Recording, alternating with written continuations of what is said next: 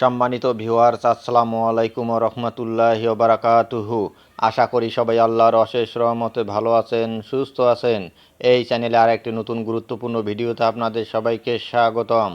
আজকে আলোচনা করব শিক্ষক নিয়োগে ফের শূন্য পদের তথ্য চেয়েছে এনটিআরসিএ। বিস্তারিত থাকছে ভিডিওতে।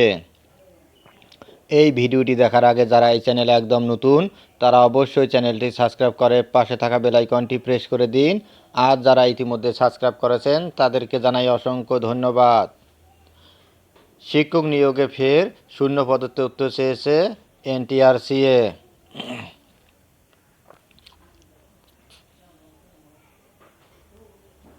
বেসরকারি শিক্ষা প্রতিষ্ঠানে শিক্ষক নিয়োগের কার্যক্রমে অংশ হিসেবে এর আগে শূন্যপদের তথ্য সংগ্রহে রেজিস্ট্রেশন ও প্রোফাইল হালনাগাদ কার্যক্রম শুরু করে বেসরকারি শিক্ষক নিবন্ধন ও প্রত্যয়ন কর্তৃপক্ষ এনটিআরসিএ।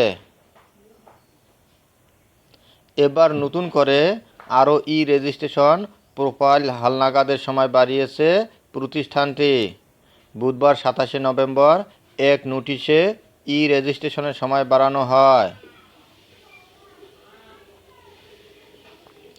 এনটিআরসিএর শিক্ষা তথ্য ও শিক্ষামান অনুবিভাগের পরিচালক কাজী কামরুল আহসান স্বাক্ষরিত বিজ্ঞপ্তিতে বলা হয়, বেসরকারি শিক্ষা প্রতিষ্ঠানসমূহ স্কুল, কলেজ, মাদ্রাসা ও কারিগরি হতে অনলাইনে রেজিস্ট্রেশন করার জন্য 30 অক্টোবর পর্যন্ত নির্ধারিত ছিল।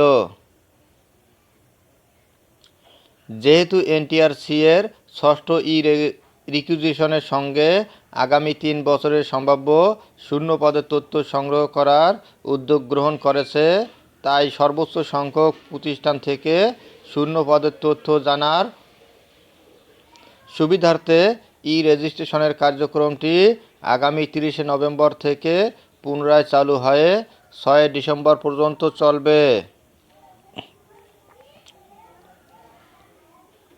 বিজ্ঞপ্তিতে আরও বলা হয়, বয়সসীমার মধ্যে রেজিস্ট্রেশন হালনাগাদ করেননি এমন শিক্ষা প্রতিষ্ঠানসমূহকে রেজিস্ট্রেশন করতে পারবে।